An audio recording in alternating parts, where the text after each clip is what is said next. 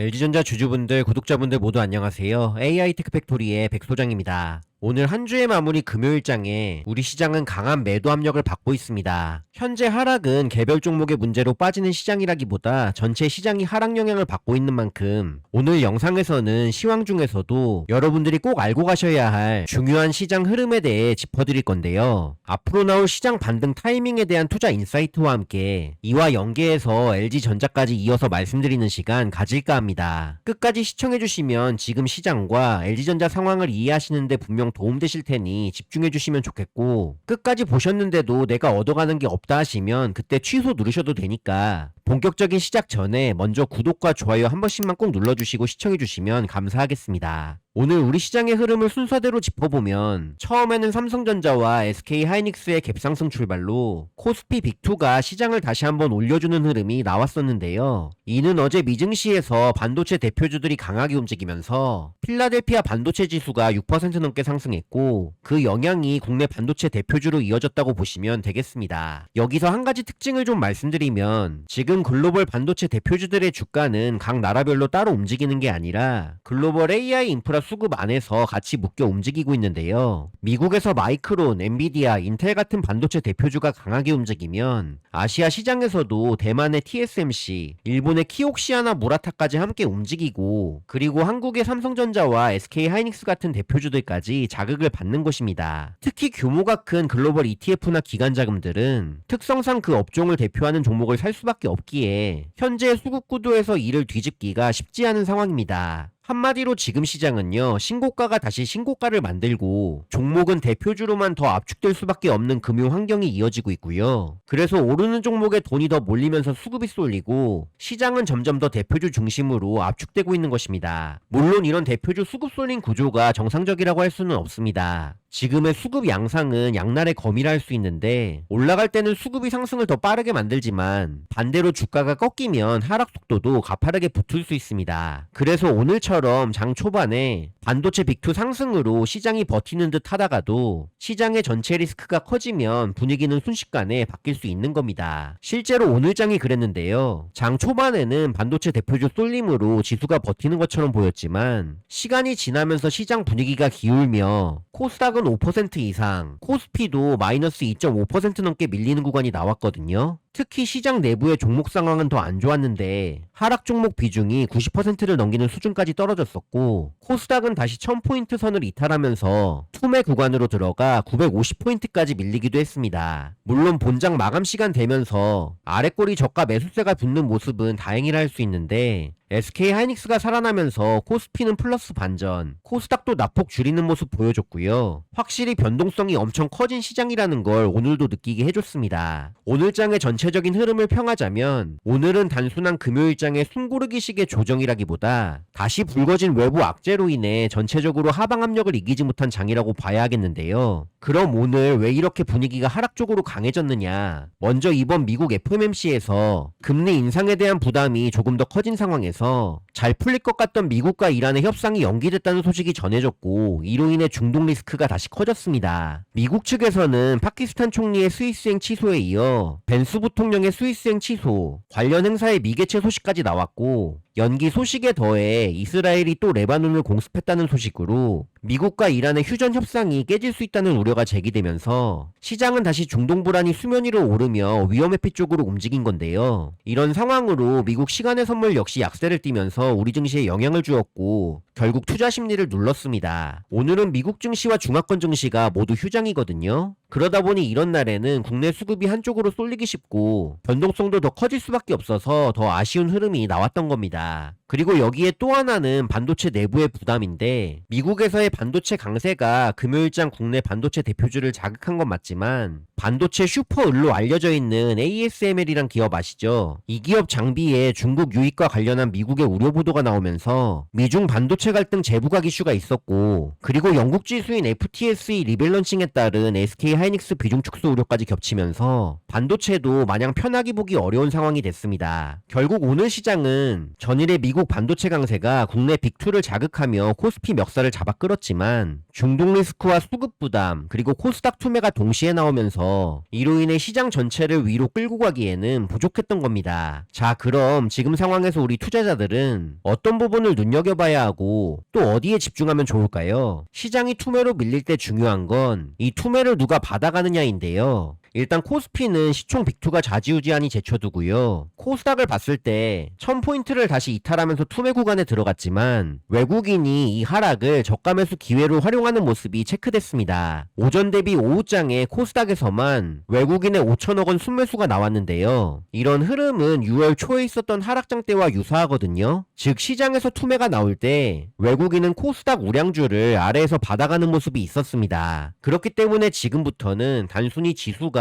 몇 퍼센트 빠졌느냐보다 반도체 대표주가 위에서 버티는지 코스닥 투매가 진정되는지 그리고 외국인이 어디를 받아가는지가 더 중요합니다. 오늘도 비슷하게 코스닥 우량주들에서 외국인 매수세가 포착됐기 때문에 짧은 구간 단기 반등을 노려보시는 분들은 이런 코스닥 우량주들부터 체크하시며 주가 반등 타이밍을 살펴볼 필요가 있겠습니다. 자, 그리고 주가 추세에 대해서도 한 말씀 드리면요. 금요일장 지수가 꺾이는 분위기로 마감되면서 주가 상승 추세가 꺾이는 거 아니냐는 의심을 가지실 수 있는데 AI 인프라 관점에서 보면 시장의 큰 방향은 아직 끝났다고 보기 어렵다고 판단합니다. AI 데이터 센터로의 투자는 축소되는 것이 아니라 전 세계적으로 그 캐파가 늘어나고 있고 이게 계속된다면 반도체만 필요한 게 아닙니다. 반도체가 AI 인프라의 코어라면 그 주변에는 반도체 소보장과 전력기기 및 변압기, 냉각 솔루션, 그리고 로봇, 자율주행 클라우드까지 이어지는 거대한 인프라 생태계가 있습니다. 지금 우리 시장이 가장 좋은 그림으로 가려면 삼성전자와 SK하이닉스로만 집중되면서 무리하게 계속 올라가는 게 아니라 얘네가 어느 정도 쉬어주면서 시장의 온기가 주변 섹터로 퍼져야 되는데 그 타이밍은 양지수 키 맞추기를 위해서라도 반드시 나온다고 보셔야 하고요. 자, 그렇게 순환이 돈다면 어느 쪽으로 수급이 들어올 것이며 우리는 어느 쪽을 봐야 하는지도 이제 말씀드리도록 할 텐데요. 1차는 반도체 소부장 쪽이 될 확률이 높다고 보고 있습니다. 지금의 반도체 사이클이 유지된다면 장비, 소재, 부품, 그리고 테스트와 패키징, HBM 후공정 쪽으로 관심이 먼저 넘어갈 수 있겠고요. 그 다음은 AI 인프라 구축의 병목 현상이 목격되고 있는 쪽으로 넘어올 수 있습니다. AI 데이터 센터가 늘어나면 전력망과 변압기, ESS나 냉각 솔루션은 필수이기 때문에 반도체가 AI 인프라의 첫 번째 축이라면 이 AI 인프라의 병목을 해결해주는 쪽은 두 번째 축이라고 할 수 있겠습니다. 그리고 그 다음으로 봐야 할 게 최근에 많이 빠졌던 엔비디아 깐부 주식들입니다. 현대차와 LG그룹주 그리고 네이버와 같은 종목들이 여기에 들어가겠죠. 현대차는 로봇과 자율주행, LG그룹은 냉각, 전장, 로봇, AI 인프라, 네이버는 AI 클라우드와 데이터 센터 관점에서 다시 순환매가 들어올 확률이 높습니다. 그리고 코스닥 쪽에서는 앞으로 승강제가 도입되면서 이른바 프리미어리그가 열리게 되는데요. 우량 종목수가 70개 또는 100개로 압축된다는 이야기가 나오고 있는데 여기에 편입될 수 있는 우량 성장주까지 온기가 퍼질 수 있는지가 관건입니다. 코스닥이 진짜 강해지려면 소수 대표주만 오르는 게 아니라 이런 우량 성장주까지 돈이 확산돼야겠죠. 자, 그럼 이제 가장 중요한 우리 LG전자를 봤을 때는 지금부터 어떤 시선으로 봐야 할까요? 오늘 같은 장에서 무리하게 떨어지는 칼날을 잡는 게 좋은 타이밍은 아니라는 말씀 드리고요. 반대로 지금처럼 시장이 흔들리고 주가 하방성이 다시 커진다고 그 스토리까지 훼손됐다고 볼 종목도 아닙니다. 우리가 LG전자를 보는 핵심은 더 이상 가전 중심이 아닌 AI 인프라라는 사실을 꼭 기억하셔야 하는데요. LG전자는 앞서 말씀드린 AI 인프라의 병목을 해결해줄 토탈 냉각 솔루션을 갖추고 있고 피지컬 AI와 로봇이라는 현실로 다가올 성장 모멘텀을 엔비디아의 협력으로 확장하는 출발선에 서 있는 기업입니다. 그리고 원LG 전략을 통해 그룹 차원의 AI 팩토리 확장 가능성까지 연결해서 봐야 합니다. 그래서 지금 구간에서의 대응책은 급락장에서 한 번에 들어가기보다 반도체가 무너지지 않고 고점 박스권을 만들면서 쉬어주는지 체크하면서 시장 전체에 영향을 주는 코스닥 투매가 진정되는지 체크하시고요. 그리고 LG그룹주로 의미 있는 순환매 수급이 들어오는지 확인해야 합니다. 이 순환매의 시점은 빠르면 다음 주 마이크론 실적과 그 전후로 하이닉스 ADR의 흐름이 분기점이 될 수 있다고 보고요. 만약 이 구간에서도 대표주 쏠림이 풀리지 않는다면 다음 기준점은 7월 초 삼성전자의 잠정 실적 전후가 될 가능성이 큽니다. 자, 이 부분까지 체크하시면 좋을 것 같습니다. 결국 우리가 바라는 시장은 소수만 오르는 시장이 아니잖아요.